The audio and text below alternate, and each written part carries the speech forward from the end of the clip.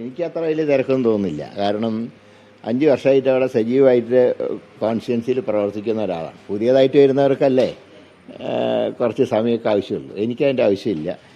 ഒറ്റ വ്യത്യാസമേ ഉള്ളൂ. ഇപ്പോൾ വോട്ട് ചോദിക്കാൻ ഒരു ഔദ്യോഗിക സ്ഥാനാർത്ഥി അല്ലാത്തതുകൊണ്ട് വോട്ട് ചോദിക്കാൻ കഴിയുന്നില്ല. പക്ഷേ എല്ലാവർക്കും അറിയാൻ ഞാൻ തന്നെയാണ് സ്ഥാനാർത്ഥിയെന്ന്. അതുകൊണ്ട് ആ ഒരു പ്രശ്നം ഞങ്ങളെ ബാധിച്ചിട്ടില്ല. രണ്ടാമത്തത്, സമയം ഒട്ടും ലേറ്റായിട്ടുമില്ല. ഇലക്ഷൻ എന്നാൽ ആർക്കും അറിയില്ല. ഇലക്ഷൻ ഉണ്ടെങ്കിൽ തന്നെ ഫസ്റ്റ് സ്റ്റേജ് മിക്കവാറും ഏപ്രിൽ 20-ാം തീയതി ആയിരിക്കും. അതിന് ഇനിയും സമയമുണ്ടല്ലോ, ഇനിയും കിടക്കുകയല്ലേ. അപ്പോൾ ഈ ചൂടും ഒക്കെ ഉള്ളതുകൊണ്ട് കുറച്ച് വൈകി തുടങ്ങുന്നതാണ് കുറേ കൂടെ നല്ലത്. അതെ, ഇലക്ഷൻ ചൂട് വേണമല്ലോ. ചൂടില്ലാത്ത ഇലക്ഷൻ ഒരു ഇലക്ഷനാണോ? അപ്പോൾ ഞാൻ ഏതായാലും ചൂടേറിയ ഇലക്ഷനാണ് ഇതുവരെ എല്ലാം അഭിമുഖീകരിച്ചിട്ടുള്ളത്. ചൂട് പറഞ്ഞ ഒരു ഇലക്ഷനും ഞാൻ ഇതുവരെ ഫേസ് ചെയ്തിട്ടില്ല. അതുകൊണ്ട് അതൊന്നും കുഴപ്പമില്ല. മിക്കവാറും മാർച്ച് 2-ാം തീയതിയോടെ പ്രഖ്യാപനം ഉണ്ടാവുമെന്നാണ് പ്രതീക്ഷിക്കുന്നത്. ഈ ലീഗിന്റെ 3-ാം സീറ്റിൽ രാജ്യസഭാ സീറ്റ് കൊടുക്കാന്നുള്ളതാണല്ലോ തീർപ്പ്. അതിലും കോൺഗ്രസിൽ ഒരു വിഭാഗത്തിന് വലിയ എതിർപ്പുണ്ടെന്നാണ് പാർട്ടിയുടെ തീരുമാനം. അത് ചിലർക്ക് ഇഷ്ടമുണ്ടാവും, ഇഷ്ടക്കേടുണ്ടാവാം. അതൊന്നും ഇവിടെ ചർച്ച ചെയ്യപ്പെടേണ്ട കാര്യമല്ല. പാർട്ടിയുടെ നയം പാർട്ടി പറഞ്ഞിട്ടുണ്ട്. അതനുസരിച്ച് പ്രശ്നം പരിഹരിച്ച് മുന്നോട്ട് പോകുന്നുണ്ട്. അതിൻ്റെ പേരിൽ ഇനിയൊരു തർക്കത്തിന് പ്രസക്തിയില്ല. തീർച്ചയായിട്ടും അവർ അവകാശപ്പെട്ടേ ചോദിക്കാറുള്ളൂ. എല്ലാ കാര്യങ്ങളും പരിശോധിച്ചുകൊണ്ടാണ് പാർട്ടി നിലപാടെടുക്കാറ്. അപ്പോൾ ഈ കാര്യവും വളരെ ഭംഗിയായി തന്നെ തീരും. അതുകൊണ്ട് അക്കാര്യത്തിൽ വലിയ തർക്കവുമില്ല. ഇന്നലെ ശൈലജ ടീച്ചർ പറഞ്ഞത് ഈ CPM BJP ധാരണ എന്നുള്ളത് പറയുന്നത് ഒരു പരാജയ ഭീതി കൊണ്ടാണെന്നാണ് പറയുന്നത്. ഇല്ല, ഇപ്പം അവർ ജയിക്കുമെന്ന് പറയാൻ അവർക്ക് അവകാശമുണ്ടല്ലോ. കാരണം തോൽക്കുന്നത് വരെ ജയിക്കുന്നുള്ള ആത്മവിശ്വാസം എല്ലാവർക്കും നല്ലതാണല്ലോ. ഞങ്ങൾക്ക് അങ്ങനത്തെ സംശയമൊന്നുമില്ല. പക്ഷേ ഈ അന്തർധാര ഞങ്ങൾ അറിയുന്നുണ്ടെന്ന് വരുത്തിയെന്ന് മാത്രമേ ഉള്ളൂ. അത് ചിലവാവില്ല. പിന്നെ ഈ സാധാരണ ടീച്ചർമാർ കുട്ടികളോട് പറയും കോപ്പി അടിക്കരുതെന്ന് പറയും.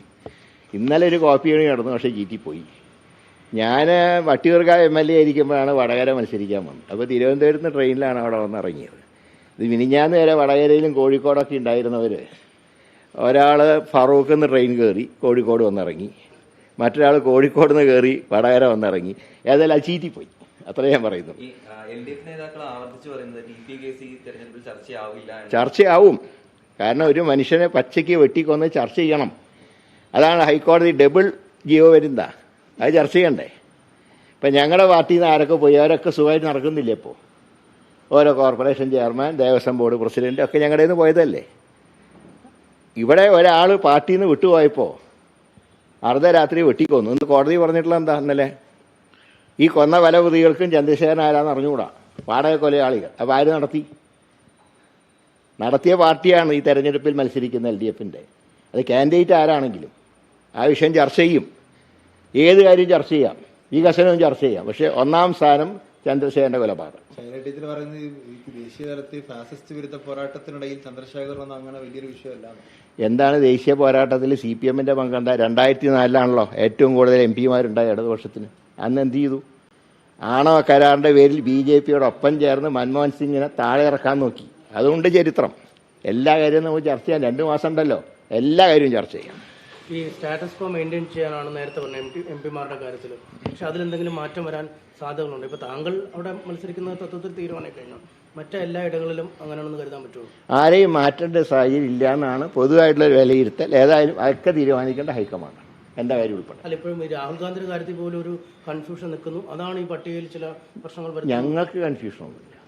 അദ്ദേഹം തന്നെ മത്സരിക്കുന്നതാണ് ഞങ്ങൾക്ക് കിട്ടിയ വിവരം. അതിൽ കൺഫ്യൂഷൻ അവകാശമില്ല. അദ്ദേഹത്തിന് താല്പര്യം കുറവുണ്ടെന്ന് പ്രചരിക്കും. അങ്ങനെ താല്പര്യക്കുറവില്ല. അദ്ദേഹത്തിന് താല്പര്യക്കുറവുണ്ടെങ്കിൽ ഞങ്ങളോടാണല്ലോ പറയുന്നത്. ഇതുവരെ ഞങ്ങളോടൊന്നും പറഞ്ഞിട്ടില്ല. നിലവിൽ LDFന്റെ MP ഉള്ളത് ആലപ്പുഴയിൽ മാത്രം. അപ്പോൾ ആരിഫിനെ നേരിടാൻ കേസ് എത്തുമെന്ന് പറയുന്നുണ്ട്. അതിൽ എന്തെങ്കിലും ചർച്ചകൾ? അല്ല, അതെല്ലാ കാര്യങ്ങളും ചർച്ച ചെയ്യണ്ടേ? എല്ലാ കാര്യങ്ങളും ചർച്ച ചെയ്യുക. അതൊക്കെ നമുക്ക് ആലോചിക്കാം. അതിൻ്റെ പേരിലൊന്നും ഡിലേ വരില്ല.